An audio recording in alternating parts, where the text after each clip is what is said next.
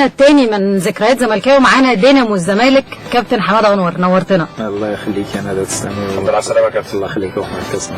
معلش الطريق النهارده مع الحر دوت، بس الحمد لله يعني اعتقد الدنيا بالليل كده الجو الطف كتير يعني. دلوقتي الدنيا هديت شويه الحمد لله. الحمد لله على السلامه يا كابتن، ومنورنا طبعا في بلانكو. ربنا يخليك، انا بقى متشرف ان انا اكون معاكم وان انا اكون مع جمهور الزمالك. طبعا دي بالنسبه لي احلى لحظه في حياتي يعني. طبعا جاي من تمرين نادي الزمالك، ناس كتير بقى عايزه تطمن. المجموعه الجديده النهارده كان اول يوم لحمودي في التدريبات الجماعيه كمان. هل اللعيبه الجديده بالنظره الاوليه كده هتقدر تعوض اللعيبه اللي فعلا انسجمت وكانت بتقدم اداء كويس في نادي الزمالك؟ بص يا ندى، انا شايف ان نادي الزمالك دلوقتي ماشي على خطى الفرق الاوروبيه، اللي هو ان انت دلوقتي بتدعم على طول وبتدعم. يعني طبعا اللعيبه اللي مشيت لعيبه كويسه جدا وما نقدرش ونشكرهم ان اول سنه يلعبوا في نادي الزمالك يحققوا بطوله الدوري، دي حاجه تحتسب لهم. بنشكرهم على المجهود اللي عملوه مع نادي الزمالك، وسواء اللعيبه طلع اعراض اللي هتبقى موجوده ان شاء الله معانا الموسم اللي جاي، او اللعيبه اللي مشيت برضو بنشكر الناس دي كلها. اللعيبه اللي جت دي كلها لعيبه كبيره جدا، اضافات ان شاء الله نادي الزمالك كلهم ما فيش اختلاف عليهم. ان شاء الله يبقوا اضافه ويضيفوا زي ما احنا شفنا في مباراه ليوبارد. يعني احنا خسرنا لكن جمهور الزمالك مطمن، يعني شايف ان فرقته فريق قوي، فريق تقيل، مطمن عليه الفتره اللي جايه ان شاء الله. بما انك اتكلمت في موضوع ليوبار، في يعني ناس يمكن كانت شايفه ان اللعيبه مش بالاداء اللي هم كانوا شايفينه قبل كده، مقارنه مثلا بمباراه اورلاندو اللي كانت قبلها الزمالك كان متاخر وقدر يتقدم. يعني هل العوامل النفسيه كمان بسبب اصابه اللعيب الفريق ليوبار يمكن دي كانت مؤثره على اللعيبه شويه؟ لا بص انا ده يعني احنا نتكلم بقى ككوره. الملعب اولا ملعب سيء جدا جدا جدا، مش يعني لعيبه الكوره بتاعتك اللي هي المهاريين مش هيعرفوا يلعبوا كوره على الملعب. هو منظر اصلا الملعب على الشاشه يعني احنا شايفين الموضوع بس الكوره بتطلع تاخد اتجاه تاني. هي مش حاجه، احنا ليوبار لعبوا الماتش اللي في القاهره احسن ما لعبوا على ملعبهم. يعني انت فاهمني ازاي؟ في نفس الوقت احنا مسافرين طريق بري، معلش. انا كنت عايز اتكلم بقى في التفاصيل دي من غير قطع كلامك يا كابتن، يعني نكمل بس الحركات تقول وبعد كده نتكلم عموما بقى الرحلات في افريقيا. يعني تترعبي لو مشيتي في الطريق ده كده انت لوحدك، تترعبي رعب. رعب. انت طريق بالظبط 130 كيلو بتاخديه في 5 ساعات. 5 ساعات كله منحنيات في وسط غابات. طريق واحد رايح جاي. اللي هي المدقات القديمه دي. بصي لا، هو الطريق اسفلت كويس لكن هي مشكلته كلها كيرفات كده بالظبط. طريق ضيق جدا، ممكن تلاقي العربيه النقله جايه في وشك تحس ان انت هيركب فوق العربيه بتاعتنا. فانت ماشي اقصى سرعه ليه 40 50، هو حتى محدد لك السرعه 30 في الطريق. بس انت ما قدامكيش حاجه ثانيه. فيعني طبعا لكن انا لو بنزل مثلا المدينه اللي احنا نزلنا فيها، بتنزل طيران، بتلعب كوره، بتلعب استاد، هتلاقي نادي الزمالك مختلف تماما عن القصه دي. دي انا بقول ان من اصعب الماتشات اللي كل الفرق هتلعبها ماتش ليوبارد، مش كفرقه كوره، كظروف مناخيه كظروف انت بتلعب فيها. هو ده ملعب اصلا ليوبار؟ ملعب ليوبار يعني ما فيش. احنا اقرب مدينه بننزل فيها اللي هي بونت نوار. اوكي، بعد كده بترجعي بتسافري بري بقى عشان تروحي الملعب دولازي، المدينه اللي هي فيها الملعب بتاع ليوبار. يا لهوي، فندق سيء جدا، ما فيش نوم، مش عارفين ننام، 15 مش عارفين. مش فايده. بس هقول لك على حاجه، احنا يعني سافرنا بلاد كتير، لا افريقيا اتطورت جامد جدا. يعني مثلا كينيا مثلا لا هتكلم في يعني ماتش لو مثلا في ليوبارد او برازافيل العاصمه ماشي، كانت القصه اختلفت خالص، في اوتيلات، في الوضع مختلف. لكن دي مدينه لازم تروح لها بري، مفيش حل تاني. بتنزلي في اقرب مطار ليها وترجعي 130 كيلو بالباص عشان تقدري. فانت رحنا ليوبارد، نمنا صحينا تاني يوم الساعه 8 الصبح كنا ماشيين عشان نروح دولازي عشان نقدر نتمرن على الملعب تمرينه عشان ننام نصحى نلعب الماتش. وبعد الماتش راجعين بالليل في طريق الرعب ده لان طيارتنا تاني يوم. فطبعا صعب، يعني صعب جدا. وما كنتيش تقدري تتاخري لانك انت كان ماتشك في الكاس يوم الجمعه. الماتش اتاجل بالمناسبه 24 ساعه. ما دي برضو خلي بالك يعني مجننه الراجل. ما فيش حاجه اسمها كده. عمره ما شاف كده. عمره ما شاف كده. اطول دوري 11، احنا كنا بنتكلم حتى ان الدوري ده 11 شهر، سنه يعني تقريبا. هقول لك على حاجه، احنا دلوقتي انت راجل راجع عمل تمرين في اليوم اللي وصلنا فيه الفجر، عمل تمرين بالليل الساعه 9 عشان عندك ماتش الجمعه. تيجي انت قبل التمرين بساعتين 3 تقول له اصل الماتش بقى السبت. كوميديا يعني، ده الهم اللي ضحك. لا وما هو اسوء اعتقد كمان ان دي حاجه برضو مضايقاه، ان هو البطوله الواحده بيلعب فيها يعني لعيبه وشويه وهيلاقي اللعيبه دي في مكان تاني، يعني مثلا بطوله الكاس تلعب ضده بالظبط. يعني مثلا سموحه مثلا يعني النهارده ربنا يكرم ان شاء الله الزمالك يوصل بعد ما نكسب الاتحاد والحرس بعد كده الاتحاد ان شاء الله هتلعب سموحه، تلاقي في لعيبه من اللي مشيت بالظبط عندك. بالظبط يعني النهارده خالد قمر حتى كان بيلعب عادي، يعني قولي عادي، ما هو الموسم خلص ولاعيبه انتقلت هي القصة مش في كده، هي القصة ان الراجل هو واخد، انت عارفه الراجل بروفيشنال مصنف عالميا واخد ان يبقى عنده الكالندر بتاع اللي شغال عليها طول السنة خلاص، يقدر يحدد انا بلعب افريقيا، بلعب دوري، بلعب كاس، عندي اجازة كذا. هو ما عندوش الكلام ده. ما عندوش. فين انت الموسمين داخلين في بعض. مظبوط، الموسمين داخلين في بعض. مفيش فترة راحة بقى بعد ده قبل يمكن اللي نجدنا شوية ان الماتش بتاع السيمي فاينال بتاع كاس مصر هو كان المفروض يبقى 27 و 28 اترحل بقى، ده لسه ما جالوش معاه فاترحل بعد المنتخب، فده ممكن يدي في الفترة دي اجازة شوية للعيبة اللي يعني الراجل كمان مش هيلحق يعمل معسكر. هيتجنن فين معسكر فين؟ لكن هو هيتجنن ان لعيبته برضه هتروح المنتخب فترجع تاني يعني. هتروح المنتخب فاللعيبه برضه مش هتاخد راحه. لو بعدين الزمالك تقريبا 10 لعيبه او حتى بعد اللي مشوا مثلا 8. المنتخب القومي هيبقى في المنتخب العسكري. طبعا وضع صعب. اللعيبه طبعا. طيب يعني كابتن حماده، ممكن تحكي لنا بما ان انت عاصرت يعني اجهزه فنيه كتير، شفت مدربين كتير، ايه اللي يفرق جوزوالدو فيريرا كمدير فني حاليا مع الزمالك عن المديرين الفنيين اللي انت يعني حضرتهم او كانوا بيدربوا الزمالك كفكر وكطريقه؟ يعني بص هقول لك حاجه، هو المدربين الاجانب ليهم طبع خاص مختلف، اللي هو بعيد عن الضغوط. يعني المدرب المصري انا على طول بقول الله يكون في عونه. ليه؟ لانه بيقرا كل يوم بيتكتب عليه ايه، بيقرا الانتقادات ليه، بيسمع جمهور، ودنه مع جمهور في المدرج لو لعيب قال حاجه صح. الاجنبي كل الحاجات دي المؤثره دي هو براها، فتركيزه كل تركيزه على الكوره والماتشات، على الشغل. بس اللي انا شفته مع الجهاز ده بالذات، يعني اشتغلت مع مستر فييرا قبل كده بالظبط. الجهاز انا هقول الجهاز البرتغالي مختلف. الناس دي بتشتغل 24 ساعه في ال 24 ساعه. يعني احنا كنا بنبقى في رمضان بنتسحر مثلا الساعه 2 خلاص.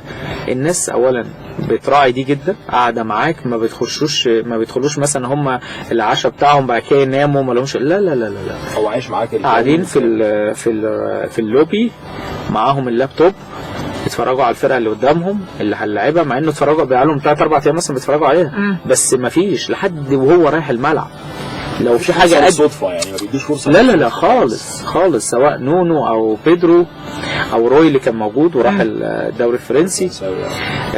لا ما فيش. الفرقه اللي قدامك بتتقطع ل 80 جزء مثلا، حتى مع التفاصيل ما بيديش فرصه مفيش او خالص، او ان الموضوع بيشتغلوا منين، بيتحركوا منين، نقطه ضعفهم فين، نقطه قوتهم فين، شغل ايجابي، شغل عشوائي.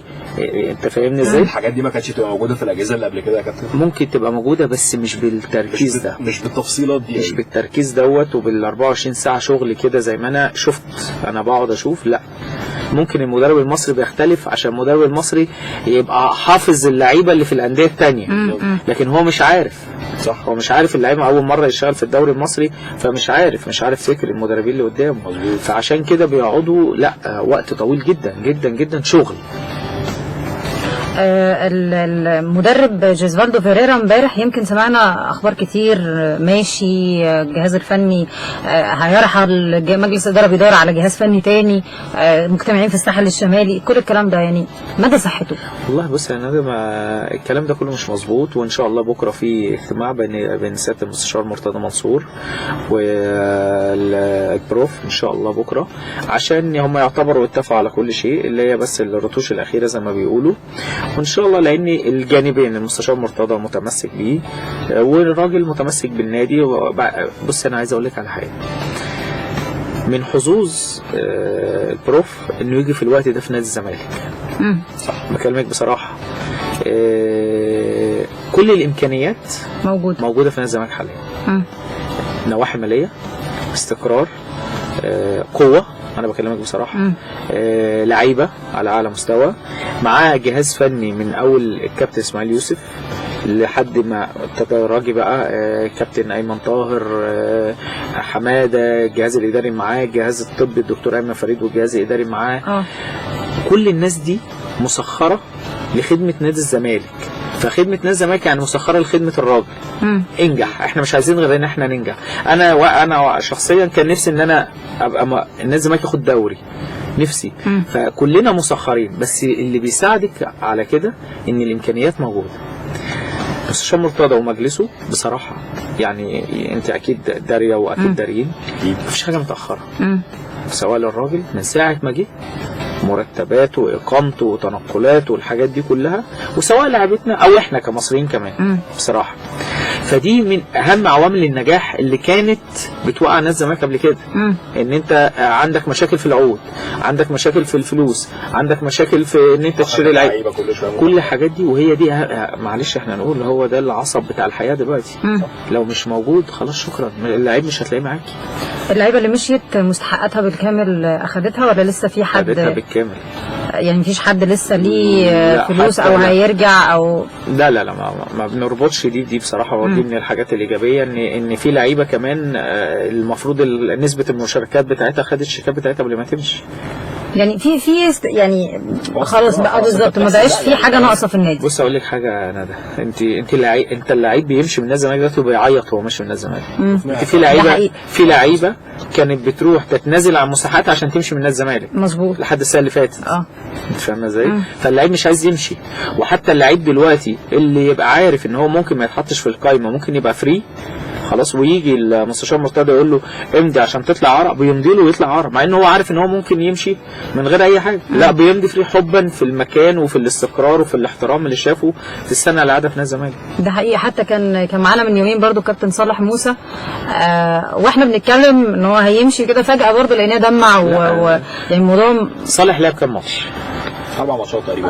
لا ما يكملش 4 كمان. يعني 3 خلاص. بنسبة مشاركات حتى في ال3 قليل. يعني ممكن واحد غيره يقول لك انا امشي ده وانا لعبت ايه، ده خلصوا عليا، ده كذا كذا كذا. فان هو يبقى بالطريقه دي، يبقى حاسس ان هو مع ناس فعلا بتحترمه، بتقدره، ليه قيمته، ما النادي ما جاش عليه، مستحقاته بياخدها. فعشان كده حابب المكان. ودي الميزه من المميزات اللي كانت موجوده السنه دي في نادي الزمالك، ان اللعيبه مع الجهاز كل دول مع مجلس الاداره اللي هو في ظهرك على طول، بتولد في الاخر. المنظومه دي بتولد نجاح في الاخر. النجاح ده ما بيجيش من بالصدفه. حتى اكيد انت في سنين من السنين كان عندك احسن لعيبه في مصر، صح؟ مظبوط. ما حققتيش حاجه، ما عملتش حاجه بالظبط. لكن المجموعه دي بتحب بعض، والحب ده بيرجع لايه؟ ان ما فيش حد فوق وحد تحت، كله سواسيه. احنا كنا بنشوف فرحه محمد شعبان باهداف زمايله يمكن اكتر لو هو نفسه اللي سجلها. هو بيلعب كمان في الملعب اصلا، يعني الراجل احتياطي وكان بقاله فتره. كله والله، كله يا احمد والله، كله. نفس ده يا كابتن، ما احنا كنا بنشوف الحاجات دي. الحب الاحتياطي اللي بره، لو زميله طارق حامد بيبقى ابراهيم صلاح بيلعب، بتلاقي طارق ايوه يعني بيتكلم معاه. وجنش مع انا بكلمك كلامك كابتن. يعني طارق حامد حاله خاصه الموسم دوت. يعني طارق حامد على الرغم ان هو الراجل مش دايما اساسي، بس دايما لما بتيجي تحتاجه او ما بتيجي تلاقيه بنفس مستواه وبنفس واحد. ده اللعيبه الكبيره بقى. هي دي اللعيبه الكبيره اللي مركزه طول السنه. انا بمجرد انت تحتاجني انا موجود، وبتلاقيني بنفس المستوى. ما يبقاش عندك تقولي اصله بعيد بقى له فتره، اصل مش عارف ايه. هي دي النقطه، وهي دي برضو الحاجات اللي بتتحسب للجهاز ده، الجهاز الفني دوت، انك انت مخلي اللعيبه كلها على مستوى واحد، كله جاهز. انت اللعيبه مهما انت سيسي ما بيلعبش بقاله سنه، لازم ماتش الصفاقسي يكسبك بالظبط. انت فاهمني ازاي؟ فدي من الحاجات اللي انت تحسها انت كواحد قاعد بتتفرج، ايه ده؟ طب ازاي اللعيبه دي بعيده وتنزل مستوى؟ فده الايجابيات اللي احنا بنتكلم فيها، استقرار مع ناحيه فنيه على اعلى مستوى. لقب البروف ده جه منين؟ هو بروف. هو في يعني البرتغال بيقولوا عليه البروف. هو بروف لان هو بروفيسور فعلا بيدرس وبيدي محاضرات وبتاع. يعني الموضوع مش مجرد بس لا بروف كده. لا مش ان احنا بنقولها له. لو في ناس كتيره كانت فاهمه ان هو البروف عشان الراجل ده يعني هو بالبلدي كده الراجل ده برنس فاللي هو لا هو يعني لا هو فعلا لان هو بيدي هو محاضر. ما هو كان هو اللي معلم مورينيو تاني. بص هقول لك على حاجه، محاضرته مختلفه من الاخر. محاضرته محاضره يعني اي حد بيقعد يشوفها لا حاجه تانية. تحس انت فعلا قاعد قدام بروف بتسمع محاضره وبتستفيد منها. في محاضرات انت ممكن بعد 5 دقايق 10 دقايق تلاقي اللعيب مش معاك اصلا.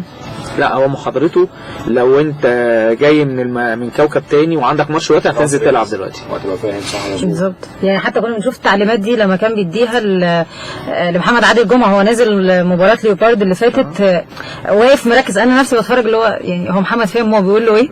وبعد كده بعيدا حتى عن المترجم بس هو حتى الكلام على البورد اللي هو الولد انسجم بسرعه ودخل وكهربا. يعني انا في وقت من الاوقات كهربا لو حد مش متابع الزمالك يتخيل ان كهربا مثلا مع الزمالك على الاقل من يناير اللي فات. ايوه صح. يعني بالجرأة دي وهو نفسه لما كهربا داخل ومتضايق عشان الفرص اللي ضيعها قال له لا ده انا بشكرك وانت لعيب كبير واثبتت وانت النهارده وان انت لو ما كنتش رحت الكور ديت ووصلت للدرجه دي ووصلت بالجراءه دي كنت ممكن اغير فكري.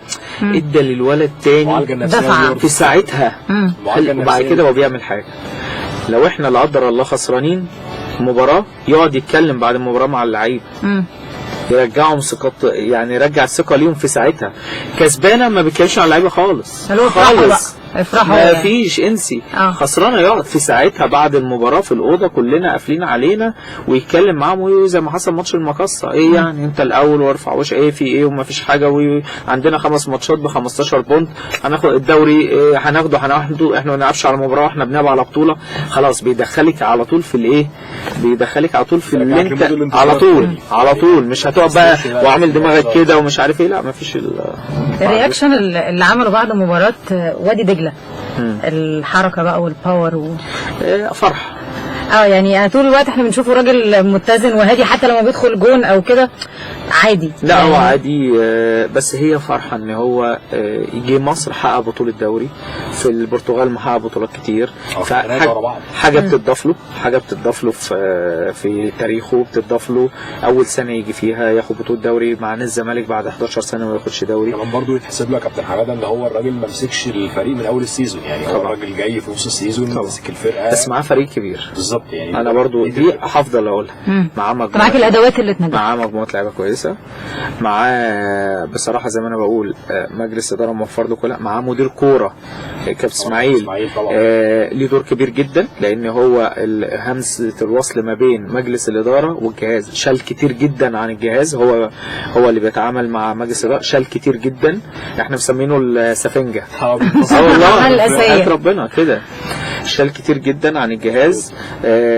حسه الفني كلاعب كبير ومدير فني كبير فرقت جدا في التعامل مع اللعيبه غير لما تجيب واحد ما لعبش كوره وتقول له امسك مدير كوره كعمل وظيفي. لا كابتن اسماعيل كان ليه دور كبير جدا. حب الجهاز مع بعض ترابط فرق كتير يعني اللعيبه. خلي بالك لعيب الكوره من اذكى اللي هم الناس اللي انت ممكن يلقط حاجه في ثانيه. لو حس ان في مثلا حماده ما بيكلمش ندى والاثنين في جهاز واحد ممكن يخترق. يبقى تحت جناح واحد على الثاني. عملت كتير. اللي كاره حماده هيروح يقف مع ندى واللي كاره ندى هيجي يقف مع حماده. لكن طول ما هم حاسين ان الجهاز كله مترابط، الجهاز كله ايد واحده، الجهاز كله ليه هدف واحد هو نادي الزمالك. فده اللي فرق كتير جدا مع مجموعه اللعيبه المحترمه جدا جدا اللي كانت موجوده السنه اللي فاتت سواء اللي بقيت معايا او اللي مشوا من النادي. اخر سؤال قبل الفاصل. في حد هيدخل الجهاز الفني الموسم اللي جاي بالاضافه للناس اللي موجوده؟ والله ده هيبان بكره في الجلسه ان شاء الله. بس يعني انا يعني على ما عرفت ان المستشار مرتضى قال لك اللي عايزه البروف لان هو الراجل اللي بيدير فهو عايز يدعم عشان ما يبقاش في اي حاجه. يشوف ايه اللي هو محتاج مدرب مصري هيرشح له مدربين مصريين. مش محتاج مدرب مصري محتاج مخطط احمال يجيبه من البرتغال. برضو المستشار مرتضى قال ما فيش اي مشكله. اللي هو عايزه يقدروا هيعملوا يعني مفيش مشكله. يعني موضوع الشروط طبعا يعني ما شاء الله الويب سايتس شغاله شروط بالظبط، انه عايز زياده في المرتب، وانه بيشترط انه يقعد في فندق ماريوت، ومش عارفه يجيب مدرب احمال مش عارفه ايه. بص يعني هو الراجل عقده خلصان من امتى؟ من زمان يعني يمكن شهر 7. لا هو شغال بعقد. كمل كده، كمل ينهي السيزون وبعدين يشوف الدنيا. ده من الاحترام صح. في مدرب تاني كان ممكن يجي يصطاد يقول لك انا دلوقتي لا لو ما جددتش دلوقتي ممكن همشي، عشان يقول لك اجدد دلوقتي بمسك. لكن انا بقول لك المنظومه كلها بتتعامل مع بعض باحترام جدا. الاقاويل كتير والكلام كتير والاشاعات كتير، زي ما قال لك ان المدرب اتفاجئ ان في 3 لعيبه، ان ال3 لعيبه بتوع موقوفين. طب ده اللعيبه دي واخده اجازه من بعد ماتش اليوبار اللي في مصر، اللي هو احمد توفيق، اللي هو توفيق وابراهيم صلاح وايمن حفني. وايمن انت فاهمه ازاي؟ طب الناس اتفاجئت بناء والراجل اداهم اجازه بناء على ايه؟ فكلام كتير، الاشاعات كتير، انت فاهمه ازاي؟ دايما طول ما الفرقه بتبقى ماشيه كويس لازم تلاقي بس وده خلي بالك الكلام ده كله ولا بيفرق معانا في حاجه. احنا شغلنا تركيزنا، لينا برنامج، لينا هدف نحققه. ولو احنا فعلا كنا بننساق للكلام ده كله، ده الاعلام حسسك بعد ماتش المقصه ان احنا خسرنا الدوري فرق 9 بونت، وحسسونا ان الزمالك خسر الدوري. كل الكلام ده ما كانش بيعنينا بشيء. واللي باين لك ان الزمالك اختلف. كان نادي الزمالك لما بيخسر مباراه بيكر ماتشين. بالعكس كل يعني بعد ماتش المقصه عمل مباراه النصر اعتقد كسبنا 4 بعديها ولا ما كانش؟ النصر كان 4. احنا بعد النصر لعبنا الاهلي. احنا بعد النصر لعبنا الاهلي وخسرنا. بعد الاهلي لعبنا ليوبار تقريبا، اورلاندو لعبنا كان بعد المقص. لا الليوبار كان بعد الاهلي. اورلاندو كان بعد المقص. لك الزمالك هيقع ليوبار. كل الناس عملنا ماتش جامد جدا. لا اورلاندو كان اعلى كمان. اورلاندو في جنوب افريقيا بالظبط. كان الزمالك طول عمره مباراه الشوط الواحد. لا كده من المميزات اللي بنقولها برضو ان الراجل فاصل حاجه اسمها بطوله افريقيا عن بطوله دوري. يعني ما تجيش انا مثلا اخسر من ليوبار ارجع مثلا متاثر بيه في ماتش كاس. لا انت خلاص انت دي بطوله، ولما نيجي للماتش اللي بعدها نتكلم في ماتش اليوبار. مش هتكلم مثلا وانا رايح الاعب حرس الحدود اتكلم على ماتش اليوبار. لا دي قصه ودي قصه ثانيه خالص. هو فاصل كل بطوله عن الثانيه خالص. طيب احنا نطلع فاصل. برضو بحب افكر الناس لو حد عنده سؤال لكابتن حماده عايز يساله في اي حاجه تخص نادي الزمالك، اي حاجه في كواليس الموسم اللي الزمالك توج بيه بلقب بطوله الدوري، ممكن تشاركونا عن طريق رقم التليفون بتاعنا 010 936 3878 او الفان بيج بتاعتنا على الفيسبوك بلانكو اف ام. الاغنيه دي ندى مصممه ان هي تسمعها لكابتن حماده ولازم تسمعها له. كنا شغلناها خلال اي حاجه للزمالك ولكن هنشغلها تاني. نطلع نسمع عمله السليمه. اتفضل يا سنه تقول الاغنيه. طب اغنيه عمله السليمه لمليجي هنسمعها ونرجع تاني.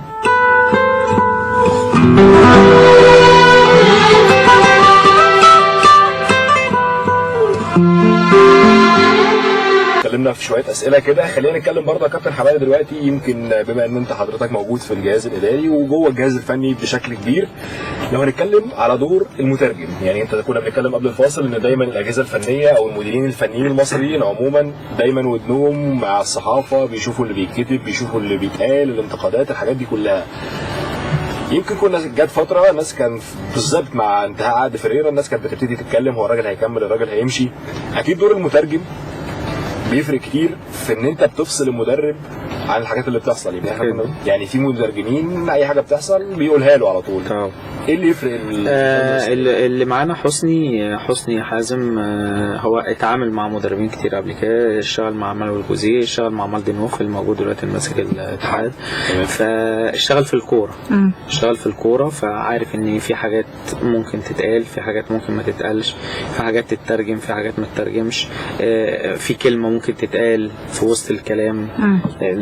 في نفس الوقت لازم المدير الفني يحس ان فعلا المترجم دوت ما بيخبيش عليه حاجه، لكن في فرق ان انا ما اخبيش عليك وفرق ان انا اغرقك او اخليك ان انت تعمل مشاكل او في ناس حافظين مش فاهمين زي ما بنقول، وفي ناس بتتعامل بمخها.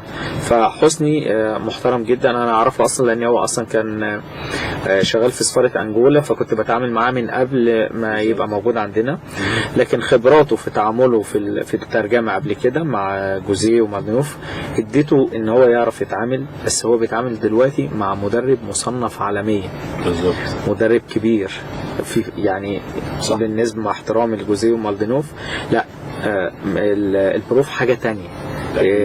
فهو حتى نفسه حاسس بالفرق، ان هو بيتعامل مع حاجه كبيره، قيمه كبيره جدا. لما بتروح اي مكان دلوقتي تحس بقيمه الراجل دوت. ده اكيد. برضو يعني احنا كنا حابين نسلط الضوء على الراجل دوت، لان يمكن الناس اللي بتبقى موجوده في الصوره دايما الجهاز الفني، اللعيبه، الجهاز الاداري، انما يعني دور ان المترجم نفسه برضو لانه يفرق كتير، لان لو في مترجم تاني او حد تاني جدا كان وصل كل حاجه، فالراجل كانت ما هي دي المشكله اللي انا بتكلم فيها. بالظبط. ممكن لاعب يقول كلمه في تقسيم بالظبط مثلا كذا، في واحد ممكن يقول له ده مثلا، ممكن يقول له ده قال ايه مثلا، يقول له قال شيت مثلا، حاجه عاديه. واحد قال له لا ده قال له كذا كذا كذا. ما تفاصيل دي الفروقات اللي احنا بنتكلم فيها، ان هو اشتغل في الكوره عارف ايه اللي يتقال وايه اللي ما يتقالش. في الاخر وصل للراجل ان اللعيب قال حاجه بس مش بدرجه الايه اللي هي ممكن الراجل ياخد عقوبه عليها. فيريرا يمكن ناس كتير اتكلمت على انه دايما طريقه لعبه يعني متعه مدرسه الفن والهندسه يمكن ما بتبانش في الجماعيه اللي كنا بنشوفها مثلا في جيل التسعينات. يعني دلوقتي تبان لمسه مصطفى فتحي لوحده، مصطفى وايمن بس مع بعض.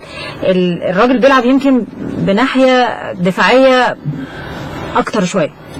هل ده عشان هو جاي في نص الموسم وهي دي طبيعه اللعيبه اللي معاه، ولا عشان ايه بالظبط؟ بص يا ندى، كل المدربين الاجانب ماشي بمبدأ واحد، طول ما انت دفاع قوي هتكسب. حتة المتعة اللي انت بتتكلم فيها ما فيش مدرب اجانب بيدوروا على متعة، مفيش مدربين اجانب بيدوروا على متعة، ادور على بطولة. لما تيجي تبص النادي الاهلي لما حقق مع جوزيه البطولات بيحقق مكاسب مع لعيبه كبيره جدا ولاعيبه كتير جدا، بس حقق مكاسب. فاهم ازاي؟ انا دلوقتي النادي الراجل بيدور ان انا اكسب المباراه. العب ياما لعبنا الزمالك، ياما لعب بالظبط، ما خدناش بطولات. احنا دلوقتي بنقاسي الاجيال، يعني كان زمان وبتاع والجماهير وفي الاخر ما اخدش بطوله. دلوقتي هتيجي تقول انا بقالي 11 سنه ما باخدش دوري، لكن انت دلوقتي بتقول نادي الزمالك بطل الدوري. فانا اهلا بالكره دي لو هي اللي هتجيب لي بطولات. يعني هو راجل خلي بالك هو ما بيلعبش دفاع. هو الراجل طول ما هو موجود هتلاقي الفكر بتاع اللعيبه والتطور الفكري بتاع اللعيبه. هتلاقي السنه الجايه الزمالك اقوى من السنه اللي فاتت، السنه اللي بعدها اقوى من السنه اللي قبلها، طول ما هو بيديهم فكره اللي هو عايز يشتغل بيه. الراجل بيتعامل مع اللعيب في كل حاجة، حتى في ثقافته زي ما انا بقول، في ثقافته، في تعامله مع زمايله، في اكله، في شربه. فبكل الحاجات دي مش بيتعامل مع لعيب في الملعب بس، بيتعامل معاه خارج الملعب وداخل الملعب. وده هيفرق كتير جدا. وانا بقول لك اهو على مستوى الفكري بتاعت لاعبي نادي الزمالك، المستوى الفكري المستوى الاحترافي في اختلاف تماما عن اللي كان موجود قبل كده وموجود دلوقتي. فيريرا اتكلم مع الجهاز الفني او مع التيم بعد مباراة الاهلي، يعني ايه طبيعة الحوار اللي دار؟ مباراة وخلصت ب3 نقط. كنا ممكن نخسر من النصر ونكسب الاهلي، كنت هتبقى خسرت برضو 3 نقط. والكلام اللي كان بيتقال لكم ان ما نلعبش اللعيبه عشان ما ياخدوش انذارات في ماتش النصر عشان يلعبوا قدام الاهلي. طب احنا كنا بقى لو كنا خسرنا من النصر وخسرنا من الاهلي فتعرفوا ان انا كلامي مظبوط، ان كل مباراه ب3 نقط. احنا بنلعب دوري ما بنلعبش مباراه. متضايقين احنا كزملكاويه بقى وولاد زعلانين، لان انا عايز اكسب كل حاجه بالظبط. لا وعايز اكسب المنافس التقليدي ليا. انا كنادي الزمالك، انا الجمهور كان يجي يقول انا اكسب الاهلي وما اخدش الدوري. لا مش كده بس معلش بالظبط. كان في ناس تقول لك كده يعني احنا بنقول الاقاويل اللي كانت بتتقال صح. لكن احنا لما بنيجي بنبص لها، انت لما اخدت الدوري انا بطل الدوري بغض النظر ان انا عايز اكسب. ما قلتكيش انا مش عايز اكسب، انا عايز اكسب النادي الاهلي. لو بلعب النادي الاهلي كل يوم عايز اكسب النادي الاهلي كل يوم. فاهمه ازاي؟ لكن كله مع الوقت. السنه دي حققت بطوله، ان شاء الله تحقق الثانيه، ان شاء الله تحقق الثالثه. هتحقق طول ما انت ماشي وفي استقرار وفي تدعيم زي ما احنا كنا بنتكلم. هتلاقي النادي الزمالك زي القطر ان شاء الله واخد اللي قبله. بس اقصد ان مباراه الاهلي يعني حتى اداء الزمالك اللعيبه تحس ان هي احنا ما جيناش المباراه دي. احنا في الجونه والله العظيم زي يعني احنا ما جيناش. هتقولي لي في ايه؟ مش عارف. انا فضلت احنا مش هي دي لعبتك. مفيش حد بيدخل على الكوره. لا مش هي دي. احنا الراجل بيتكلم اللعيبه قاعده مبلمه له كده، مش دي لعبتنا والله العظيم زي ما بقول لك كده. ولا هي لعبتنا ولا هو يومنا، عشان كده قلنا احنا ما جيناش. طب احنا معانا معلش تليفون بس من بره. الو الو الو الو. ايوه مساء الخير. مساء الفل. مين معانا؟ عمر. يا حليم. ازيك يا عمر؟ انت حفظته. حليم عامل ايه؟ الحمد لله تمام. عمر الوحيد اللي بيكلمنا من عمان عامه يعني. ازيك يا ندى؟ الحمد لله. ازيك يا عمر عامل ايه؟ الحمد لله تمام. معاك الكابتن حماده انور. جميل الكابتن حماده انور الدينامو في نادي الزمالك. حبيبي يا عمر، اهلا بيك يا حبيبي. اخبار حضرتك ايه؟ الحمد لله الله يخليك تسلم. اولا ببارك لحضرتك وببارك لكم كلكم على اجمل دوري بصراحه. يعني انا شايف احلى دوري الزمالك خده، يعني خده بعشمه جدا، وبصوره بصراحه كانت بالنسبه لنا غاليه. انا يمكن احنا عندنا هنا الزملكاويه عملنا عندنا زي حفله كده واحتفال كبير جدا، جمعنا كل الزملكاويه ويمكن الاهلاويه كمان شاركونا في الاحتفال وكده، وعملنا حفله كبيره جدا عندنا. حلاوه روح يا عمر. بيزيتوا في الزيطه. شوف هو يعني حلاوه روح انا متاكد، بس ما فيش الكلام ده. لا هقول لك على حاجه عشان نكون صراحه. في منهم يعني ايه اللي هو بيشاركك بالفرحه كده، اللي هو عشم مش اكتر. مصريين يعني مع بعض مثلا في الغربه مع معايا في الشغل، معايا في الجامعه كده، واخد بالك؟ وفي طبعا منهم اللي هو ايه يعني احنا عندنا مثلا ايه عشان بنعمل حاجه بتطلع في الاعلام وفي الجرايد وكده، يعني ايه مثلا يقول لك جماهير الزمالك بتحتفل في سلطنه عمان، جماهير بتحتفل. فعندنا يعني في منهم ايه عايز يطلع في فكل واحد بنيته بقى. طيب عايز بس كانت حاجه جميله. اكيد طبعا. اتفضل. سؤالين مهمين جدا بالنسبه لي. يعني عايز اعرف شخصيه فيريرا، يعني اللي هي بالنسبه لنا طبعا كلنا مغموضه جدا، يعني وازاي بيبقى في تواصل ما بينه وبين بسميه الجهاز المصري اللي موجود معاه، اللي هو زي الكابتن اسماعيل يوسف، كابتن حماده انور، وكابتن ايمن طاهر. يعني في كونكشن ما بينهم يعني، ولا كل واحد في وادي ما بينهم؟ وموضوع اللي هو ساعات يقول لك والله في الزمالك مش بياخد باله من اللي هم عندهم الماتش الجاي 3 انذارات، بس هم عندهم انذارين. في مشكله في الموضوع ده، مش بياخدوا مش بيسجلوا. اللي هو الموضوع ده فعلا ولا هي بتجي صدفه ولا ايه بالظبط؟ انا متهيألي على السؤال يعني كل لعيب بيبقى حافظ عنده كام انذار.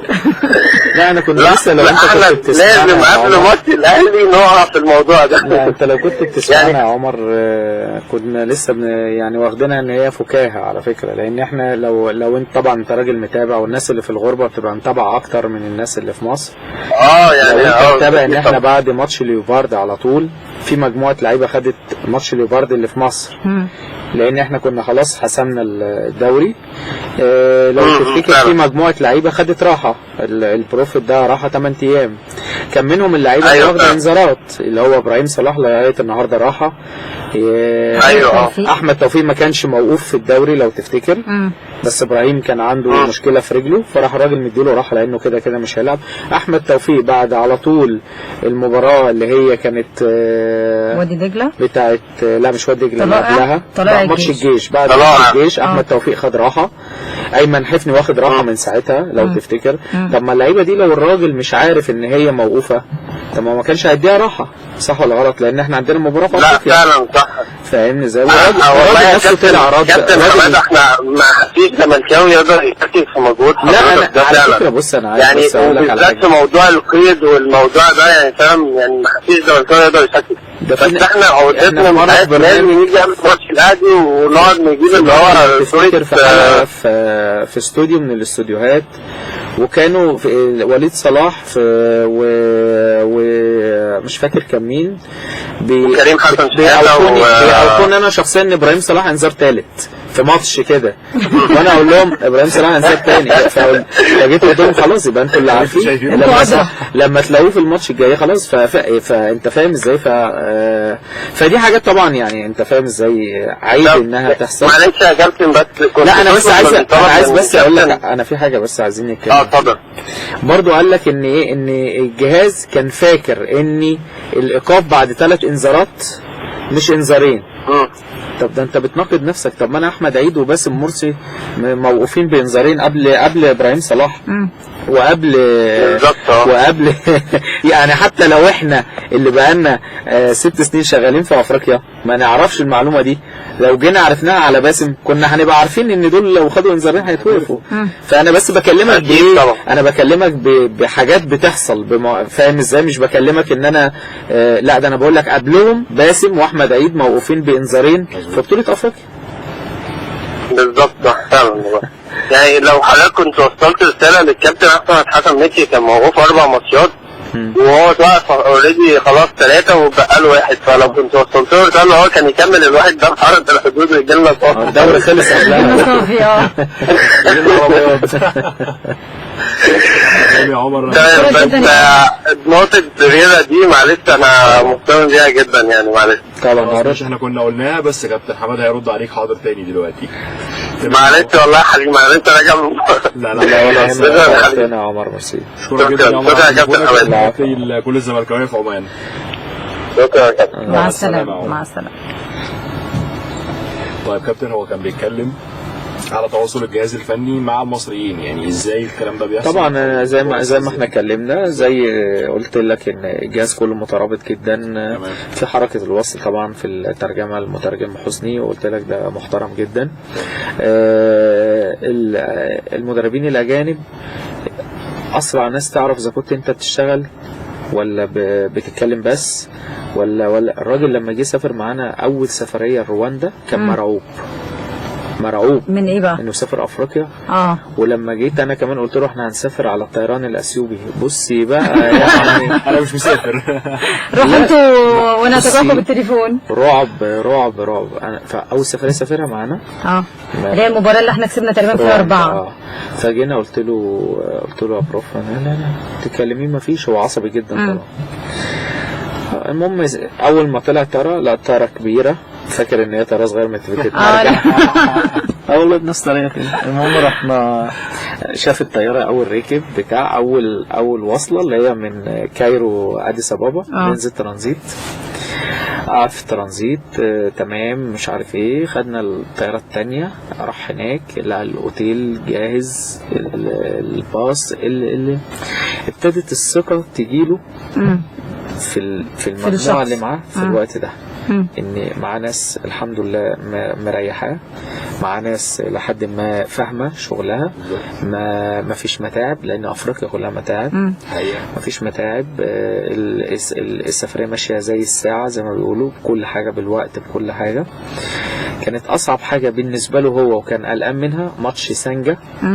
اللي كان هناك ماتش سانجا. اولا انت لحد قبل ما تسافري اليوم السفر قبلها ب4-5 ساعات انت مش عارفه انت هتلعبي فين بسفر. دي كان البعثه دي كان رئيسها تقريبا مهندس رحاب ابو رجيله. ايوه. جينا احنا، تخيل انت رايحه تلعبي ماتش في الكونغو، برضو الكونغو. الكونغو دي الكونغو دي واضح ان هي مكتوبه علينا. اسماعيل يقول الكونغو هي امي. فطبعا جينا قبل ما نسافر على طول ب5 ساعات جالك ايميل من الاتحاد الافريقي ان انت مش هتلعب في كينشاسا العاصمه، انت هتلعب خلاص في ليمومباشي. طب ده اتجاه وده اتجاه تاني. انت مش رايح بباص، بدل ما تطلع على اسكندريه تطلع على اسماعيليه، انت رايح طيران. الراجل بصي بقول لك اللي انت خلاص في التمرين وبتديهم الميعاد هتتجمعي في المطار الساعه كذا عشان كذا. الراجل ده اتجنن. مفيش حاجه اسمها كده. هننزل بقى في كينشاسا عشان تاخد طياره ثالثه داخليه من كينشاسا عشان تروح بيها لمومباشي المدينه اللي فيها المباراه. ايه بتاع قلت له بس ايه ده بتاع مش عارف ايه. انا كان في كلام ان المباراه هتبقى في لمومباشي، فانا كان في 28 كرسي في طياره قفلتهم احتياطي، حتى لو كنا هندفع غرامتهم بس ايه احتياطي. انت مضمن يعني مرتب امورك كده. عارفه اللي ياخد نفسه والله العظيم الناس طلعت كده قال لي كان بجد، قلت له والله ما تقلقش بس ايه ده وبتاع مش عارف ايه وكده. قال لي خلاص احنا دلوقتي ايه بالاولويه يعني اللعيبه بعد كده ايه المهم يعني الاهم ثم المهم وبعد كده الباقي مش مشكله يجي من كنشاسه على ايه في الطيران. المهم اللعيبه والقوه الاساسيه تبقى مستريحه. مظبوط. وفعلا فقلت له انا برضو مع الخطوط الاثيوبيه اللي بصراحه الناس دي ما تاخرش عننا في حاجه خالص. انتوا زباين بقى. والله حياة ربنا. انتوا زباين يا احمد الناس تعمل لها كل حاجه. شكلهم زملكاويه يا كابتن. شكلهم كده اثيوبيا زملكاويه يا جماعه. فجيت ابتدوا هم يتعاونوا معانا. تمام. في مكانين فيديو في 3. فالراجل اول ما جه المطار قال لي ها، قلت له كلنا طالعين مع بعض بالرحله كلنا مع بعض. والله انا ده راح حاضني كده. لسه هقول لك ربنا والله العظيم نفس طريق اللقطه دي مش هنساها في حياتي. والراجل مش مصدق لانك انت ريحته من هم كبير جدا. مظبوط. قلقان بدل ما كان قلقان بقى على بعض الجهاز الاداري وحس بالقيمه. لما ليه بقى احنا اللي بيسبقنا مين؟ كابتن اسماعيل والمهندس هاني عشان يرتبوا. هم سافروا كنشاسه يرتبوا والمباراه في حته ثانيه. انت مش هم سافروا قبلها بيوم. سافروا قبلها بيومين خلاص. وان هم لغايه برضو قبل الماتش ب5 ساعات ما فيش قرار. فهم عشان يحجزوا بقى من كنشاسه عشان يجوا لمباشر جم بعدين احنا يعني احنا رحنا. انتوا وصلتوا قعدتوا؟ وصلنا الاوتيل وسكن لان انا اصلا رحت لمنبشي لان المنبشي دي المدينه بتاعت مازيمبي. فانا رحت لعبت هناك 3 مرات عارف الاوتيل وحافظ الناس اللي هناك وي فبالنسبه لي الدنيا سهله في ايدينا. فلما حجزت الاوتيل وعملنا نقل حجزنا فالراجل فجي كابتن اسماعيل قال له انت يعني ربنا رحمك انت ما شفتش الطياره اللي احنا كنا فيها. والله العظيم الحمد لله. قال لك انت ما تعرفش الطياره اللي احنا كنا فيها. يعني كان المهندس رحاب وكان كابتن اسماعيل المهندس هاني وكابتن اسماعيل بيسافروا قبلنا. المهندس هاني لان هو المهندس هاني بيسافر على طول افريقيا، عنده خبرات في افريقيا، عنده بيتكلم لغات كويس قوي فبيقدر يتعامل سواء الفرنساوي او الانجليزي فبيقدر يتعامل مع كل اللغات الموجوده وبيقدر يسهل لك حاجات كتير. لكن الاستاذ رحاب ابو رجيله كان معانا رئيس البعثه. تمام. فيعني ماتش سانجا ده يمكن حصل فيه مشاكل كتير وضرب وصحفيين لا الماتش هم كانوا حاطين في دماغهم ان هم هيصعدوا ورئيس مازيمبي كمان كان بيساند. فلوس رهيبه جدا. فلوس هناك انت الحكام هناك بتتساب عشان تروح ماتشات مازيمبي دي. والله بجد بيتخانقوا سبوبه اكل عيش بالظبط بالنسبه لهم مصلحه يعني. لا بس يعني شايف انه الزمالك في المرحله اللي جايه يعني في حاله انه الزمالك والاهلي يتقابلوا بقى سواء الاهلي صعد في مجموعته تاني وتقابلنا بدري ولا تقابلنا في النهائي يعني الترتيب للمباراه دي هيبقى مختلف عن المباريات اللي فاتت. السنه دي احنا مش عايزين نقعد نقول الاهلي الغريم التقليدي ازاي. ما هو الغريم التقليدي يعني بص اقول لك على حاجه. كل مباراه بتلعبيها غريم تقليدي بالنسبه لك. تعالي يعني زي ما بنقول انت هتلعب الاهلي وهتكسب الاهلي. يعني هتلعب الاهلي وهتكسب الاهلي. مش هي مش قصه. انت وضعك دلوقتي انت كجمهور نادي الزمالك يا احمد او الناس بتقعد تتفرج على فرقه نادي الزمالك حتى وانت دلوقتي معلش من امتى انت لعبت 3 ماتشات في دوري المجموعات بتكسب باول 3 ماتشات؟ صح. لاول مره انت كنت بتخسري اول 3 ماتشات وتعافري بقى في الماتشات اللي بعد كده. انت دلوقتي معلش انت خسرانه من ليبار جمهور. انت اول مجموعه لحد النهارده حتى لو كنت تعادلتي هي انت كنت خلاص ضمنت الصعود بقى. هي انت فاهمه ازاي. لكن انت دلوقتي جمهورك مش عايزك تخسري مش عايزك تتعادلي. الجمهور بقى طمعان بس بقى مستمتع ليه حاسس ان فرقته فرقه قويه. انت كنت ممكن تروحي افريقيا وتلعبي مع فرق اقل من دي وتخسري وترجعي. الناس زمان كان بيخرج من دور ال 64 وال 32 في افريقيا. يعني عايزين نضرب امثله بعيده ماتش اورلاندو نفسه يعني 4-1 بالظبط. يعني كان ليه ظروف خاصه ما بقولش حاجه. انت دلوقتي برضو بتلعب اورلاندو فريق كبير جدا بيدخل فيك جون بتجيب 2. دي حقيقه. لو بعدين كمان مش اي ظروف انت كمان كنت بتلعب في رمضان وفي نهار رمضان وبيلعبوا دلوقتي بيرجعوا يلعبوا بالليل يعني. اما خلاص بقى انت يعني هم حتى لما كنت بتكلم مع فلويد اللي هو مدير مدير الكوره بتاعهم، فبقول له انتوا يعني بتصطادونا واحنا صايمين؟ قال لا احنا بس عشان ما بقيناش نلعب في جوهانسبرج عشان الاستاد بتاعهم فعشان الجمهور يرجع. كنت بكلمه انا من يومين بقى، قلت له الله طب ما انتوا لسه بتلعبوا بره برضه الجمهور ما بقاش يرجع ولا ايه؟ لا الجمهور ازاي؟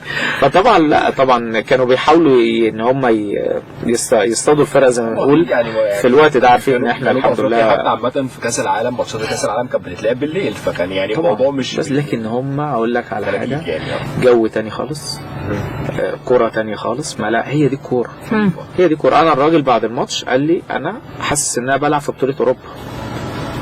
بطوله اوروبا ارضيه الملعب نظيفه، ارضيه جمهور محترم. لا بتتكلم في ملاعب كاس عالم برضو يعني، ترتيب المباراه، نظام المباراه، المرافقين اللي معاك، لا قصه ثانيه. لا قصه ماتشات في جنوب افريقيا قصه ثانيه. الزمالك هيختار بيترو سبورت السنه الجايه بما انه وش السعد يعني على الزمالك. هتفرق يعني المباريات بجمهور ولا مش بجمهور؟ لو بجمهور هل الملعب والامن هيرضى ان انت تلعب في بيترو سبورت؟ كل دي حاجات هتبان اذا كان بنتمنى ان شاء الله ان جمهورنا يعذرنا. الدوري ده بالنسبه لي انا بصفه شخصيه يا احمد وانت وندى يعني تعويض عن الشهداء طبعا. عمرو حسين، يوسف محي ده يعتبر اخويا الصغير، فنان سامي العدل كمان، فنان سامي العدل، الفنان نور الشريف. انا السنه دي بصي عماله تاخد في طريقها بالظبط. حاجه صعبه جدا. لا والنهارده كمان الصبح الفنان علي حسنين يعني فطبعا الله يرحم الاستاذ نور الشريف طبعا والاستاذ سامي العدل بالنسبه لي حاجه يعني مؤثره جدا.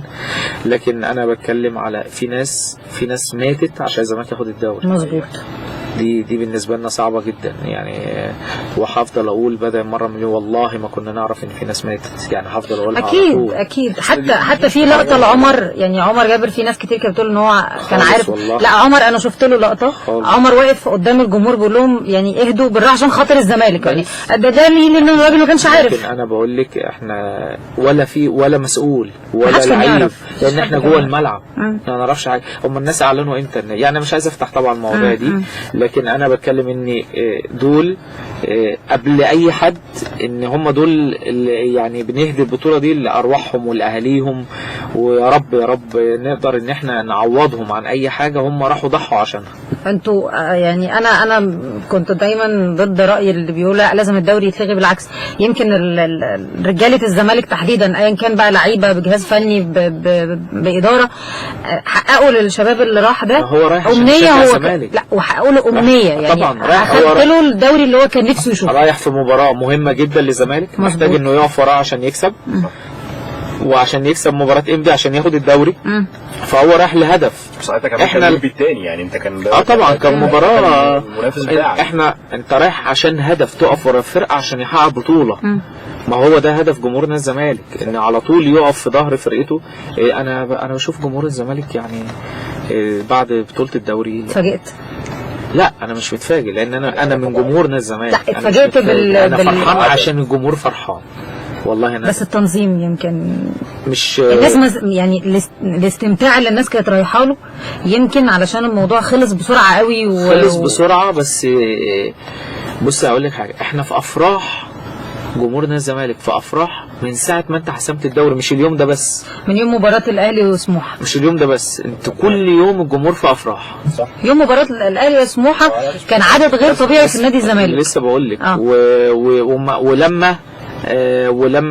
لما خدنا يوم ما خدنا الدرع الجمهور نزل احتفل تاني، فحاجه جميله يعني. انا حاسس الفرحه برضه يا كابتن. عايز اقول لك على حاجه كمان، يعني حتى على السوشيال ميديا الناس لما كانت بتيجي يعني على سبيل الدعابه، في ناس كانت بتقول لك انا بقالي 10 دقايق ما احتفلتش، انا هقوم احتفل بالدوري. الناس حتى ما بتعملش فرحانه والله. انا السوشيال ميديا من غير ان هو بقى عنده مدرج او عنده شارع بيحتفل بيه، ناس قاعده بتحتفل، الناس كانت وحشاها الفرحه. طبيعي 11 سنه كتير على الزمالك. لما تلاقي انت بقى معلش عضو في المنظومه اللي حققت الحاجه دي للناس دي بالفرحه دي، بتبقى سعادتك يعني لا توصف بصراحه. لا تيشيرتات الزمالك انتشرت يعني من فتره كده، كنا في حفله غنائيه، في حفله يعني احنا واقفين عادي يوم الجمعه واتفاجئت يعني احنا واقفين طبعا مكان يمكن الاضاءه خفيفه شويه، اتفاجئت بحاجه اترفعت كده، طلعت في وسط الزحمه لقيت شباب حتى احنا يعني صورتهم وبتاع ماسكين تيشيرت الزمالك، فبعدين بقول له هو ايه ده؟ فراح حط وراه يعني قلت لا انت بتداري ليه طلعه عادي بتاخد ده في علبه تيشيرت الزمالك. تقولي في حفله انا في جامعه الدول في سور النادي كان الناس بيقعدوا يبيعوا في تيشيرتات النادي الاهلي عادي. لا لا ده اللي كان بيحزنني، ابقى داخل النادي عندي نادي الزمالك في منطقتي انا شفتها يوم الخميس اللي فات يوم افتتاح القناه. بنت كانت لابسه تيشيرت الاهلي وداخله النادي. أيوة. فاللي هو انا داخله قلت لها على فكره لو حد لمحك جوه مش هقول لك ان التيشيرت بس اللي هيتقطع، انت جلدك هيطلع معاه. فانا كان ده بيحزنني. بس ما كنت انت زي ما احنا كنا بنقول انت بعيد خالص عن البطولات فتره. لكن دلوقتي وانا معدي اعلام الزمالك، تيشيرتات الزمالك في الشوارع، في البيع. ناس كتير دلوقتي، كان في ناس ولاد صغيره دلوقتي تلاقيها لابسه تيشيرت الزمالك ماشيه بيه في الشارع. وكان في حد يقول يا عم انت مش مكسوف. بالظبط كان الكلام ده انا اقول لك حاجه، الكلام ده كان بيخلي يعني انا بالنسبه لي انا جسمك يقشعر، بتضايق، بزعل ان ناديه يبقى كده. لكن انا دلوقتي انا فخور بالنادي بتاعي. لا الولاد كانوا رافعين التيشيرتات وبيرقصوا بتاعه، تحس ان انت اللي بقالك 11 سنه بتاخدي الدوري. بالظبط والله يعني دي حقيقه. الزمالكاويه بيعرفوا يفرحوا بادق تفاصيل فرقته جدا. يعني لعيب حتى جاب جون حلو يعني يمكن المباراه اورلاندو بعيدا عن الجون اللي جابه مصطفى فتحي، لا الناس فرحت اكتر مش بالجون، بانطلاقه علي جبر طبعا. اللي هو انت لعيب مدافع كنت قبل كده سواء في الاتحاد او في الاسماعيلي مالكش في الزيادات. بيفرحوا جدا مثلا بالجون اللي جابه علي برضه في ماتش الجونه، الجون اللي جابه ابراهيم صلاح، الجون اللي جابه طارق حامد كان في مباراه الداخليه تقريبا او الشوطه وعملت بند وبتاع. انا خلاص انا استغربت الحارس ما مسكهاش ازاي. ايوه صح.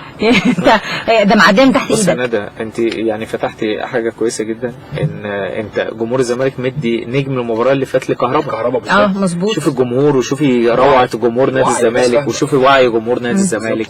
هو ده اللي انا بتكلم فيه، في فرق جامد بين جمهور نادي الزمالك ومع احترام لجماهير الانديه الثانيه، بس جمهورنا ليه مذاق خاص، ليه فهم تاني، ما بيمشيش ورا اشاعات، اللي بيشوفه بعينيه. في فرق ان انا قلقان على فرقتي، قلقان بكذا، لكن في نفس الوقت بقدر احكم على يفضل يدور على اصل الاشاعه لحد ما يوصل لاصلها. مظبوط. وغير كده كمان يعني المثل اللي ضربه كابتن حماده دلوقتي ان يكون ان انت تدي نجم المباراه اللي فاتت لكهربا اللي مضيع جونين او كاي. شوف انت مفيش لعيب اعتقد في الموسم كله ما خدش مان اوف ذا ماتش عامه في اي مباراه. يعني تقريبا كله خد حتى اللي كان قاعد يعني محمد شعبان انا فاكره في مباراه انبي اللي هي بتاع الدور الاولاني الرفعتين هو خد عليها رجل المباراه على الرفعتين يعني على الرفعتين.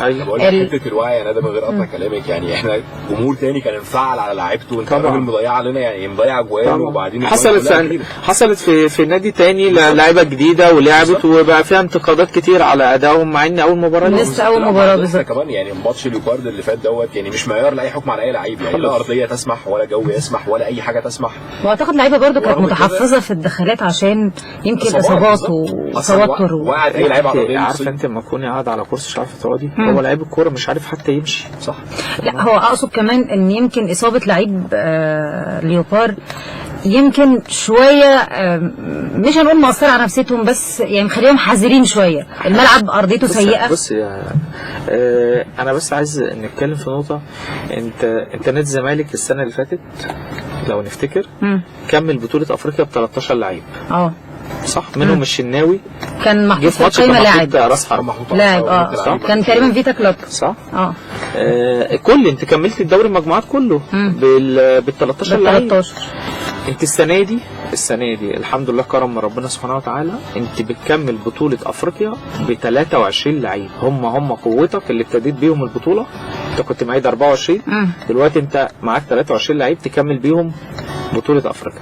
فده من الحاجات اللي انت برضو بتقدر ان انت تحافظ للمدير الفني على قوته. بالظبط. اضفت له الست لعيبه انت بقى عندك 6 اماكن ده دعم قوي جدا. انت اكتر فرقه فضيت اماكن ان ممكن مدير فني يضيفها. اكتر فرقه بالنسبه للفرق اللي موجوده 8 ازاي؟ نادي الزمالك اضاف 6 لعيبه كلهم اضافات. دي من الحاجات اللي نقدر نقول الحمد لله ان الجهاز الاداري قدر ان هو يقدر يعملها المدير الفني، ان هو يفضل عنده قوته وان هو يقدر عنده 23 لعيب دلوقتي مرونه في القايمه، يعرف يتحكم في اللعيبه. انت ممكن كان يبقى عندك 24 لعيب مع احترامي، في 3 4 لعيبه انت ما بتستفادش منهم، وانت عندك ال 23 لعيب دلوقتي تقدر تستفيد منهم، مهمين جدا كلهم، ما تعرفش هتلاعب مين وما تلعبش مين. عنده يعني في المركز الواحد اكتر من واحد بس. طب انا بس في استفسار غير يعني شويه، اللعيبه اللي كانت مقيده في نادي الزمالك في القائمه الافريقيه ومشيت، زي مثلا احمد علي، زي عبد الله سيسي، زي خالد قمر، اللعيبه دي وضعها دلوقتي في القائمه ايه؟ هل خرجت من القائمه الافريقيه؟ ما ينفعش تشيلي منها لان هم مقيدين زي ما هم. زي مثلا ابراهيم عبد الخالق ما ينفعش يلعب معانا في افريقيا لانه هو اشترك حتى لو ما اشتركش، ادام قيد في البطوله ما ينفعش يقيد في النادي تاني في نفس الوقت. المرحله الوحيده اللي ممكن تشيل لعيب اللي هو الاستبدال وتحط فيها هي المرحله الاولى من القيد، دي المرحله الاخيره من القيد. فاهمه ازاي؟ تستكملي بيه القايمه. وطبعا احنا عشان عارفين مراحل القيد وعارفين ان مفيش حذف واضافه، فبتحاولي بقدر الامكان ان انت اللعيب اللي انت مش محتاجاه قوي قوي قوي ما تحطوهوش في القايمه. ليه؟ لان ده في قصه تانية، يعني ممكن برضو في انديه يعني قست منها الفتره دي، ان انت لو عندك لعيب اعاره مثلا زي حصلت معانا مع حماده طلبه، حصلت مع النادي الاهلي مع ابو تريكه واحمد فتحي وجده في سنه. كانت ساعتها كابتن حلمي طولان مدير فني، وفي اللعيبه دي كانت اعارات مقيده في افريقيا، بس جالهم اعارات فخرجوا بره وجم، وهي بطوله افريقيا زي الفتره دي بتاعت القيد الاخيره دي رجعوا النادي الاهلي.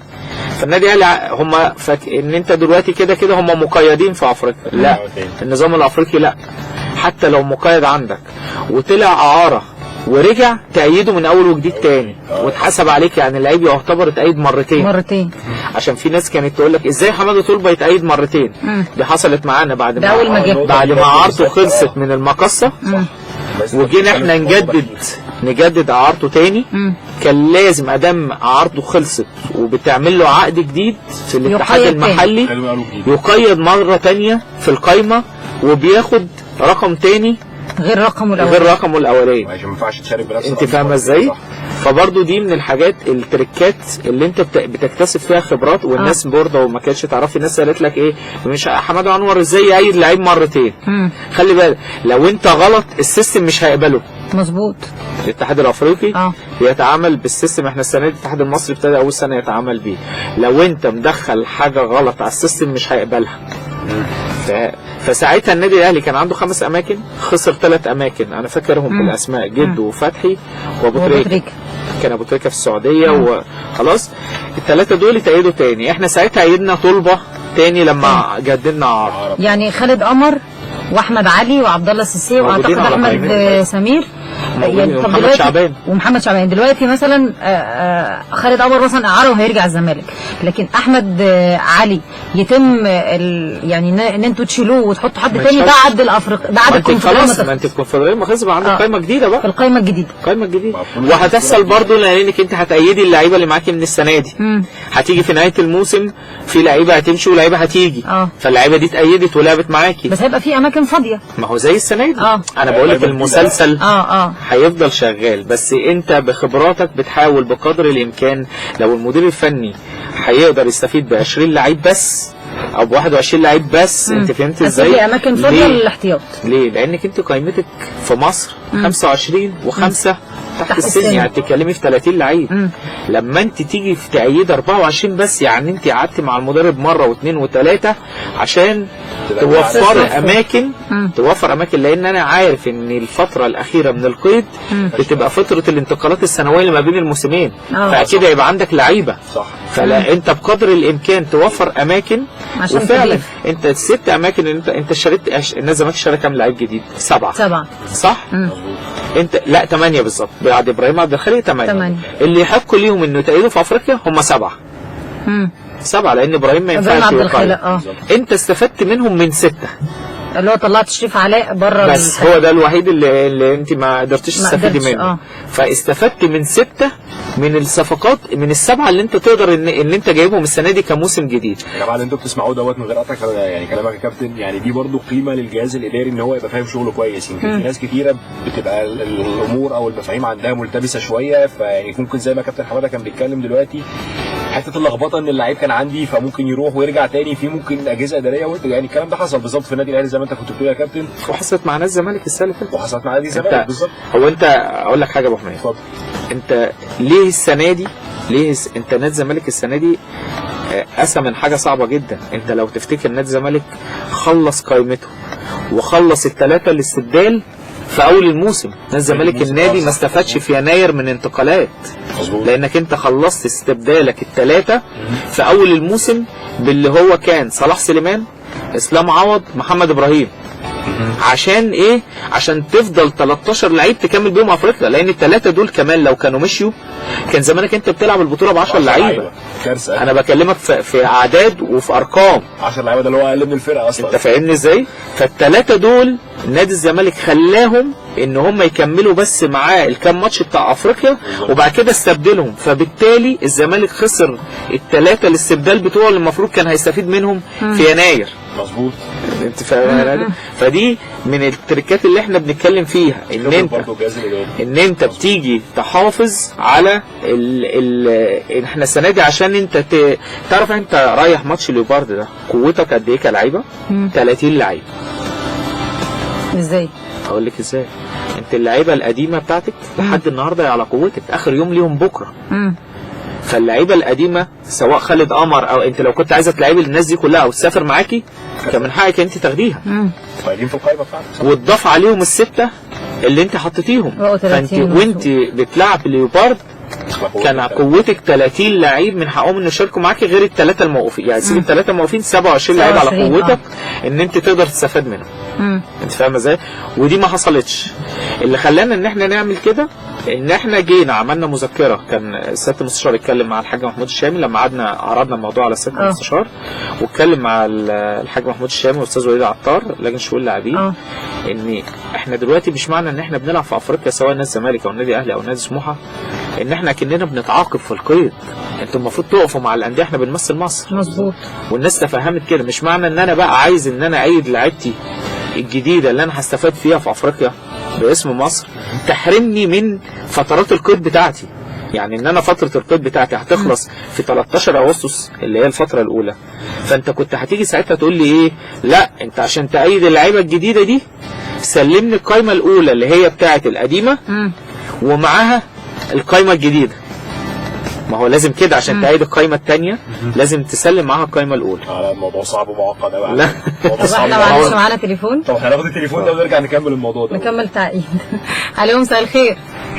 الو مساء الخير. مساء النور، تعرف بيكي؟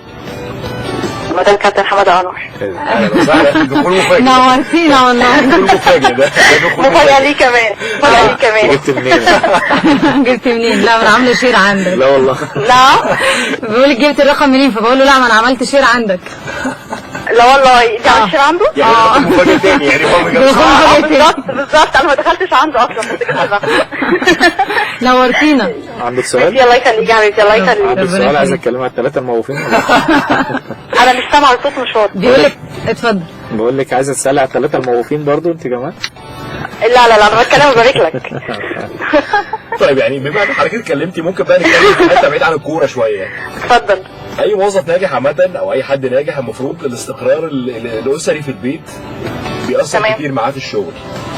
تمام طبعا. طيب ممكن بما ان انت بقى الطرف الثاني في حياه كابتن حماده ممكن تحكي لنا كده يعني هو عامه لما بتعدي عليه ايام صعبه في الشغل في مشاكل في حاجات حصلت لما بيرجع البيت انت بتتعاملي مع الموضوع ده ازاي؟ يعني طبيعي ان هو يبقى فيه عصبيه وفي حاجات زي كده بتحصل اكيد في الحياه ولا طبعا بيبقى اوقات كتير بالظبط بيبقى اوقات كتير جاي مشدود وبيبقى متعصب ومكالمات معاه كتيره جدا شويه بشويه كده الموضوع بيهدى لحد ما الموضوع بيتحل يعني.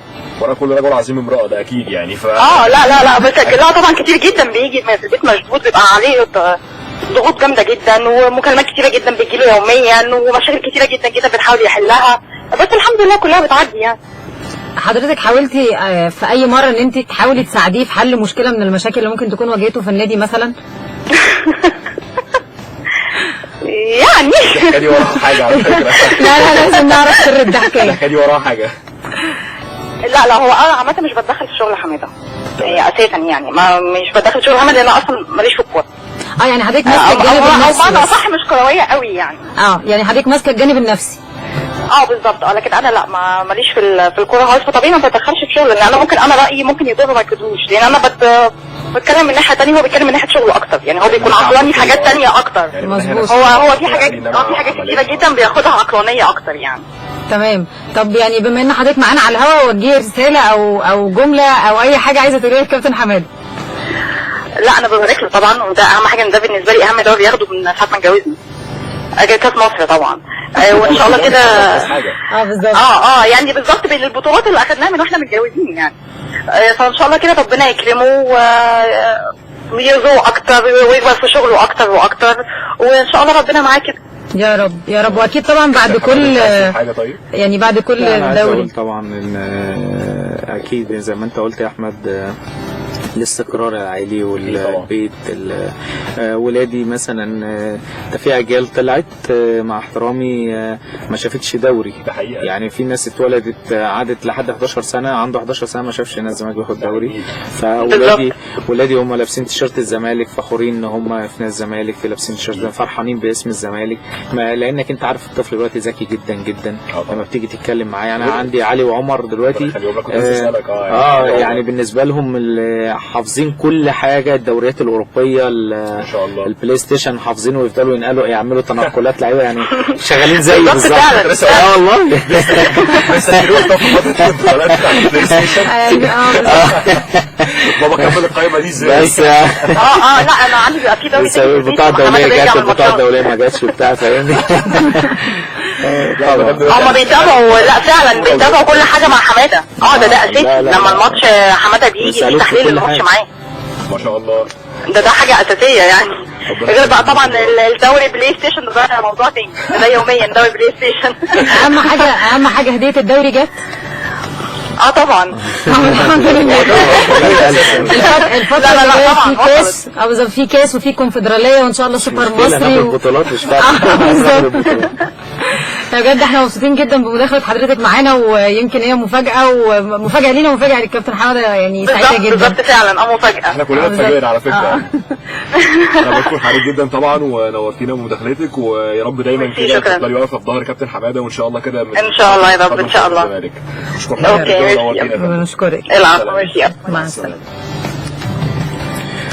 مفاجأة بتبقى حلوة. لا مفاجأة وعلى الهوا.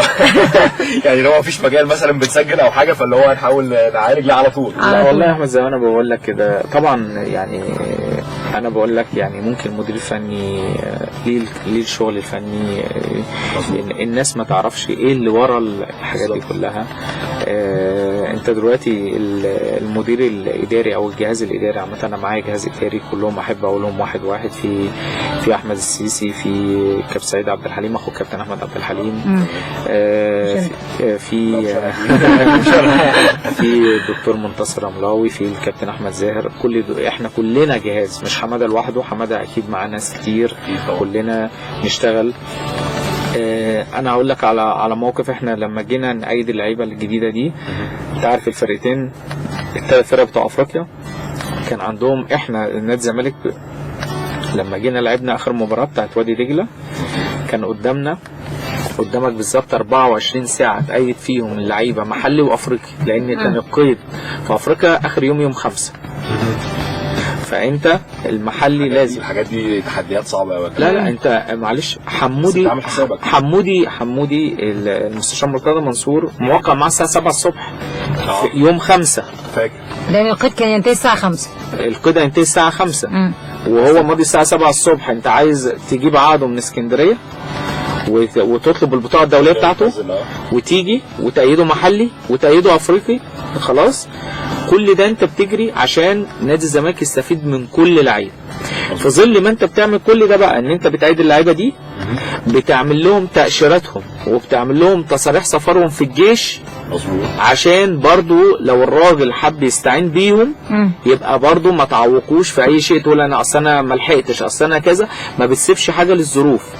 طلع تصاريح جيشهم، لعيبه اللي طالب واللي وانا ما شفتش اللعيبه دي اصلا عندي في النادي اصلا. انت بتشتغل عمياني على ورق؟ والله بتشتغل على ورق. ده انت في ورق بتشتغل بيه بتاع منتخب اولمبي زي كهربا وسالم وجمعه. اللعيبه دي منتخب اولمبي، فليهم ورق في التجنيد، رحنا جبنا الورق دوت واشتغلنا عليه، لان انا مش هستنى اللعيب لما يجي لي الساعه 5 التمرين. ما خلاص الساعه 5 خلاص هيبقى قيد ايقاع اصلا. فاهمني زي ابو حميد؟ فكله انت طبعا ده اكل عيشك وشغلك بس لما تكون في بيتك تعمله بحب، مكانك تعمله بحب، بيهون عليك اي حاجه بمجرد ان اللعيبه دي لابسه الفانيلا ونازله الماتش وبتلعب باسم الزمالك. بس يا جماعه برضو يمكن تكون بيوصل لها ان اللعيب متقيد في القايمه او اللعيب بينزل يلعب في الملعب. التفاصيل والكواليس دي يمكن انا ممكن اكون ما عنديش الخلفيه الكبيره قوي. يعني كابتن حماده لما شرح الموضوع دلوقتي مجهود كبير والموضوع مش سهل والموضوع صعب، وكمان انت عندك قيود وعندك وقت وعندك زنقه وقت وعندك زنقه لوايح ويعني تكليفه ان القيد او القايمه بيبقى ليها وقت معين، فالموضوع مش سهل. وبعدين انت كمان بتهندل حاجات، يعني زي ما كابتن حماده بيقول دلوقتي الراجل كان بيشتغل على ورق مش على لعيبه. يعني انا ما عنديش اللعيب ان هو يجي لي، انا شغال بورق وبخلص حاجه خالص يعني. طب انا اقول لك على مفاجاه. اتفضل. انا لما جيت اخد جواز كهرباء ما لقيتش فيه ولا صفحه اتحط فيها تاشيره، فاضي اصلا كله على طول مسافر. لا مليان، ما فيهوش صفحه تحط عليه تاشيره الكونغو. مفيش لا يعني مفيش صفحه. مسافر كتير. عارف انت جاي لك الجواز يوم السفر اللي اخر يوم في القيد اللي انت مسافر بعدها تاني يوم، ما فيهوش صفحه تحط فيه تاشيره. ابيض. عملتوا ايه بقى؟ عملنا جواز جديد ما فيش في 3 ساعات او 4 ساعات كنا طالعين جواز مستعجل على طول. طيب في حاجه مهمه برضو الناس كتير اتكلمت فيها، موضوع فتره المعايشه اللي هيطلع فيها عمر جابر، لا مش عارفه عروض مقدمه بالظبط جايه لمصطفى فتحي. اهم حاجه موضوع برضو ابراهيم صلاح، مش عارفه اتحاد جده ايه الموضوع؟ بصي زي ما بيقول لك كده ان هم عايزين يدخلوا نادي الزمالك دلوقتي في مرحله عدم استقرار، كل ده مش وزي ما احنا قلنا وسياده المستشار طلع قبل كده قال لك اي لعيب عنده عروض يجيبها، وزي ما عبد الشافي مشي وزي هيتعرض على مجلس الاداره، عمره ما بيقف ضد مستقبل اللعيب. مظبوط. في نفس الوقت انا شايف ان اللعيبه حابه النادي جدا، حابه انها تبقى موجوده في النادي. ما جالناش حاجه، كل الكلام ده كلام في الميديا، حاجه رسمي ان احنا نقدر نتكلم فيها، وادام احنا ما جالناش حاجه رسمي ان احنا نتكلم فيها فما بنحبش نتكلم فيها اصلا. تمام. طب بمناسبه الميديا، من شويه كده في خبر طلع على احد البرامج يعني ان في مشاده حصلت بين 2 لعيبه النهارده في التمرين، بين مصطفى فتحي وباسم مرسي على رقم التيشيرت رقم 10 من الاخر. لا انت هتسمع كده خلاص. بص هقول لك حاجه، انت هتسمع كتير. بالظبط، ولا هتسمع كتير. ويعني انا هقول لك على حاجه، طب ما هو يعني طب في لما انا اشد معاك على رقم التيشيرت يعني مش شايف ان في حاجه. ايه على رقم التيشيرت؟ على رقم 10 ده يعني ايه اهميته؟ انا عايز البس 10 وانت عايزه تلبس، او احمد عايز يلبس 10 وممكن طب انا عايز البس يعني انا مش يعني في حاجات كده ممكن تتنشر يعني اللي هو ايه اي كلام وخلاص. طب ما في الاخر ما انا عايز بس اتكلم على نقطه التيشيرت. هي مش بالتيشيرت، مش بالرقم، مش بالرقم. الولاد الصغيرين دلوقتي كلهم بيشتروا تيشيرت 17 عشان باسم مرسي. مظبوط. فانا اللعيب هو اللي بيعمل الرقم، مش الرقم هو اللي بيعمل اللعيب. مظبوط صح. هو الرقم الاسطوري دايما يفضل في الزمالك 14 ما دون ذلك. بس برضو انا زي ما انا بقول لو ما كانش في لعيبه كبيره مظبوط كابتن حسن الرقم ده وفضلت ان هي بتدعم الرقم 14 على طول كنت هتلاقي الرقم ده اتنسى. صح ولا غلط؟ مظبوط. فده اللي انا بتكلم فيه. كابتن حسن، كابتن حازم، طول ما انت ماشيه حسين ياسر محمدي لما جه ياسر، ايمن حفني، كل اللعيبه دي انت فاهماني ازاي؟ كل ده تسلسل لرقم 14. لو جيتي معلش مع احترامي رقم 14 لبسه لعيب وما كانش على قد المستوى في نادي الزمالك الناس مش حتى مش هتلاقي حد بيشتري رقم 14. فزي ما انا بقول اللعيب اللي بيعمل الرقم مش الرقم اللي بيعمل اللعيب. طب من مواقف الطريفه احنا حتى كنا بنتفرج عليها انا واحمد من شويه مداخله بين كابتن احمد حسام ميدو وخالد قمر. خالد قمر قال له سياده المستشار قال لي طول ما انا في النادي انت في النادي، ومع ذلك مشي. فالكابتن احمد ميدو قال لي انا امبراطور النادي ومشيت. كابتن حسام حسن انت رئيس جمهوريه الملعب ومشيت. صراحة حتى لما كان معانا قال لي انت الجوكر بتاعي. يعني ايه وجه الربط بقى؟ يعني سيادة المستشار ما بيعز حد بيشيد بيه فبيمشي؟ مش بيعز حد، خلي بالك. يعني يمكن انا لما جيت، انا في فتره مشيت فيها من الزمالك حوالي شهرين كده مع ميدو، وجيت لما رجعت تاني كان اللي طالب ان انا ارجع تاني لسيادة المستشار، مع ان كانوا بيقول لك سيادة المستشار مشى حماده بالظبط. وي حماده ابن نادي الزمالك، انا مش ابن شخص، انا ابن النادي. اي حد هيجي في المكان دوت انت بتخدم، انا بخدم نادي الزمالك مظبوط. ومش معنى ان انا بشيد للمرتضى بالمستشار مرتضى حاليا يبقى انا زي ما بيقولوا كده ان انا ايه عايز اكسب وده او أكسب. لا، احنا بنتكلم في حاجات باينه للناس كلها. وزي ما انا قلت ان انا لما جيت لقيت في اختلاف تمام يا ندى. اي حد انت ممكن اختلف معاك في شخصيتك او معاك في شخصيتك، دي شيء، ولكن ان انا عملت الناس زمك ورجعته على منصه تتويج بطوله دوري طايره. انا هقول لك حاجه، احنا كجهاز كوره كنا بنروح جهاز الطايره في الماتشات الموجوده في صاله نادي الزمالك نقف معاه. هم ده نادي الزمالك وهي دي اجهزه. الحاجات دي رجعت، لعيبه نادي الزمالك رجعت بالظبط، بتوع الهاند بول. يبقى انا لو ما بشيتش بالراجل ده عشان خاطر نادي الزمالك يبقى انا ما بحبش نادي الزمالك. هو ده دلوقتي هقول ان اللي هو لو انا جبت واحد من فين ورجع نادي الزمالك لمنصه التتويج، حتى لو بيني وبينه مشاكل الدنيا والاخره على دماغي من فوق. هو المفروض مصلحة النادي فوق أي شيء. مصلحة النادي فوق أي شيء. الراجل واقف معايا جدا. هو اللي طالب إن أنا أرجع تاني عشان شغلك، مش عشان أنت معايا. أنا ما كنتش معاه. مظبوط. أنا ما كنتش مع المستشار مرتضى. أنت فاهماني إزاي؟ والطالب عشان شغلك، ولولا إن أنت مقصر في شغلك يبقى كان هيقول لك شكرا مع السلامه. لكن عارف ان حماده بيشتغل لصالح المكان مش لصالح اشخاص، بقى هو اللي يطلع يشيد بحماده وبقى هو اللي يطلع يتكلم على حماده. انت فاهماني ازاي؟ فعشان كده انا لما بكلمك يا ندى اشتغل للمكان اللي انت فيه، ما تشتغلش الاشخاص. مظبوط. وده انا بقوله لجهازي، حتى الصغيرين اللي انا جيت لقيتهم في جهاز. انا لما جيت لقيت في ناس من الجهاز اللي موجود قبل كده من ايام من بعد ما انا ما مشيت، في ناس تيجي تقول لك لا في ناس مشيت معايا ترجع. لا، ما هو دول ولاد النادي برضه. مش معنى ان انا اتظلمت يبقى انا اظلم اللي كان موجود. لا، ما هو ده اكل عيشه وبيته والحاجات دي كلها. وطالما بيأدي شغله بس. واول اجتماع اجتمعت بيهم، وانا لما جيت المستشار مرتضى قال لي حماده انت جهازك الاداري انت اللي هتشكله، انت عايز مين؟ قلت له الناس زي ما هي. انا مش انت ما تعملش حاجه غلط عشان تجيب الناس. لا خالص. ما الناس زي ما هي. فكره برضه يا كابتن من غير قطع كلام حضرتك، يعني حته ان انت تجيب الناس القديمه بتاعتك، مبدأ الشلاليه هيبتدي يرجع. مش وليه؟ ما هو دول ولاد النادي ودول ولاد. وانا لما انا جيت يعني انا بص يا احمد، انا اشتغلت مع كابتن اسماعيل، اشتغلت مع كابتن طارق يحيى، لما جيت انا نادي الزمالك اول سنه ليا مع كابتن حسن شحاته، كابتن اسماعيل يوسف كان مدرب عام. انا لما جيت اخدت الكابتن سعيد عبد الحليم والكابتن احمد سيزي كانوا بيشتغلوا في قطاع الناشئين مع الدكتور محمود سعد. انا لما جيت اخدتهم من قطاع الناشئين طلعتهم فوق، لاني انا كنت بزعل وانا شغال في قطاع الناشئين. انا قعدت شغال في قطاع الناشئين 8 سنين خلاص. كنت بزعل لما الفريق الاول يروح يجيب اداري من بره. طب هي الناس دي هتشتغل امتى في نادي الزمالك؟ او انا ايه طموحي لما انا في الاخر عارف ان انا مش هشتغل، مش هطلع. وعشان كده انا لما كنت في قطاع الناشئين وجيت خدت القرار ان انا اطلع بره. انت بتاخد قرار عشان تطلع بره عشان تقدر ترجع ناديك، بس ترجع ناديك بخبرات. صح. لان في فرق شاسع بين شغل الفريق الاول والشغل بتاع قطاع الناشئين. مظبوط. فعشان كده انا بقول لك لا، بقوا دول كانوا ولاد النادي، سواء زاهر او الدكتور منتصر، الاثنين ولاد النادي. طب انا ماشيهم ليه؟ صح. فما تظلمش، ادام اتظلمت يبقى ما ينفعش تظلم.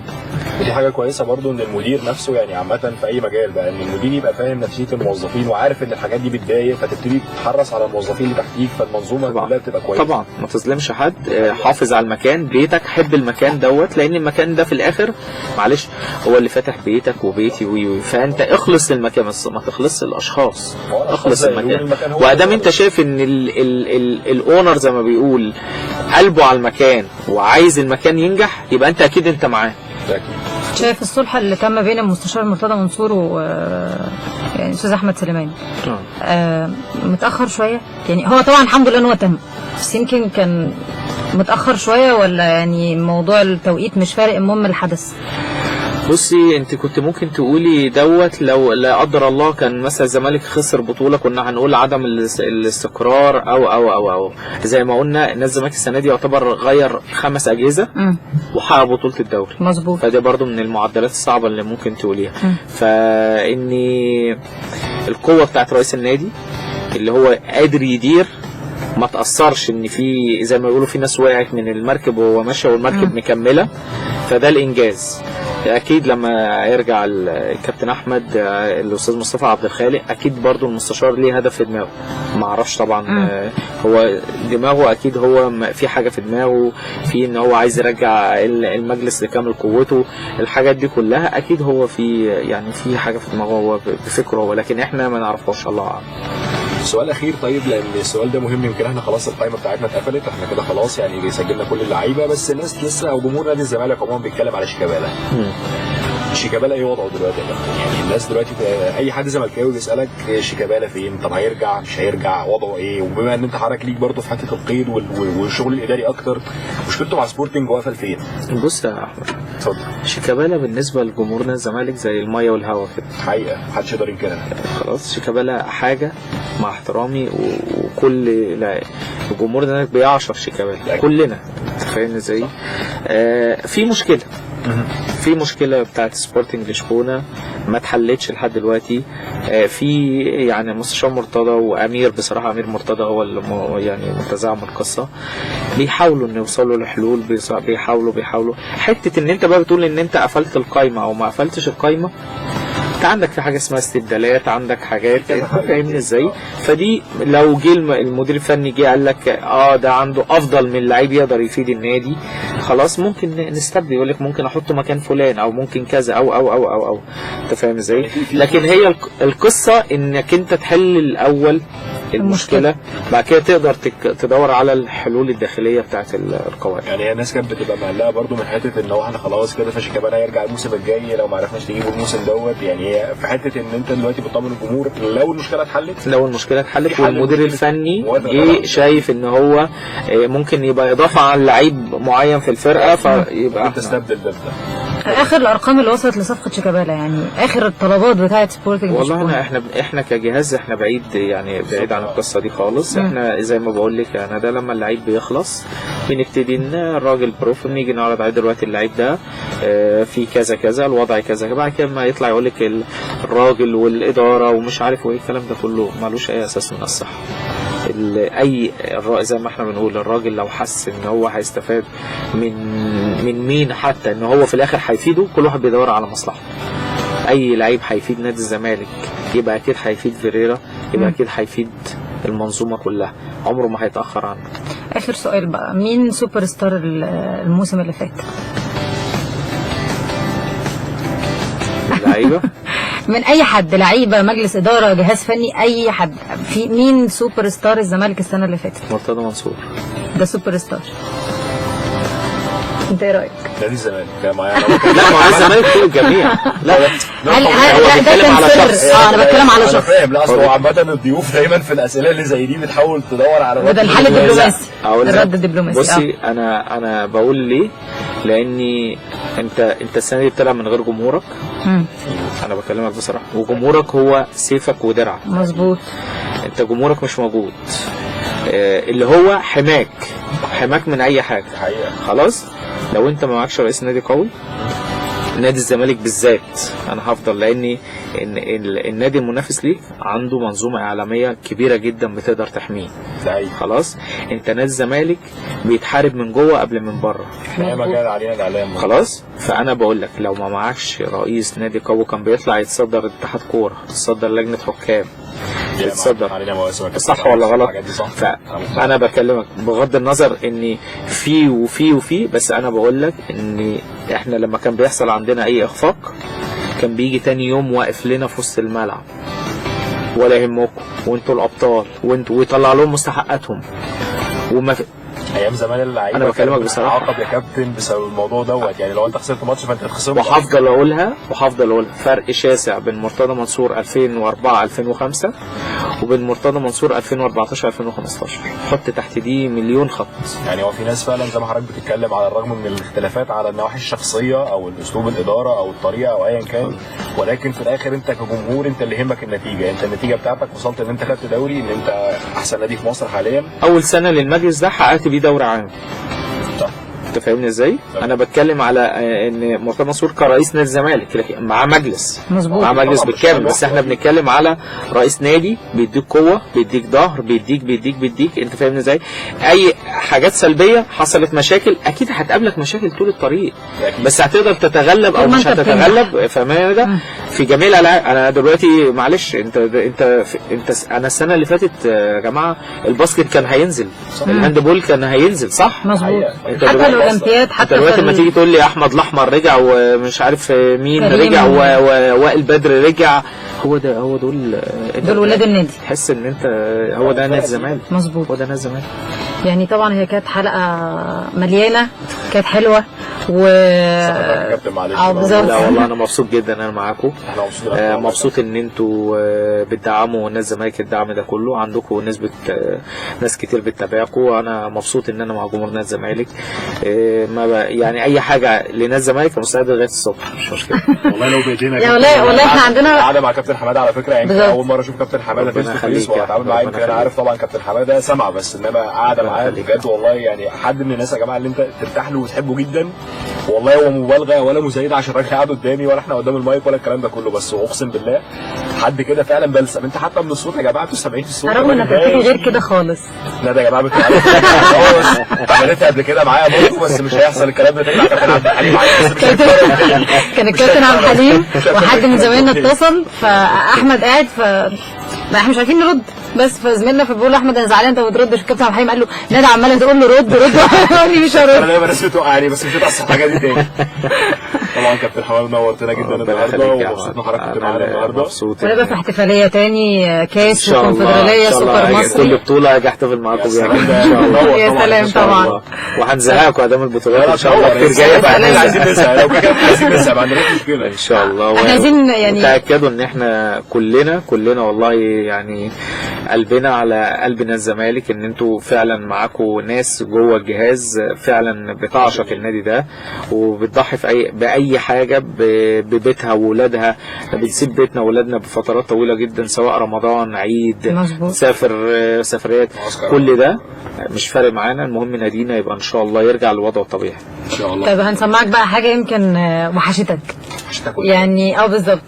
طبعا دي كانت يعني للاسف نهايه الحلقه من ذكريات زملكاوي. استنونا الاربع اللي جاي الساعه 8 معانا ضيف هيحكي لنا برضه على ذكرياته مع نادي الزمالك، بس ايام بقى ما كان بيلعب. استنونا ونسمع بقى حاجه مهمه جدا اكيد كلكم فرحتوا بيها. تصبحوا على خير.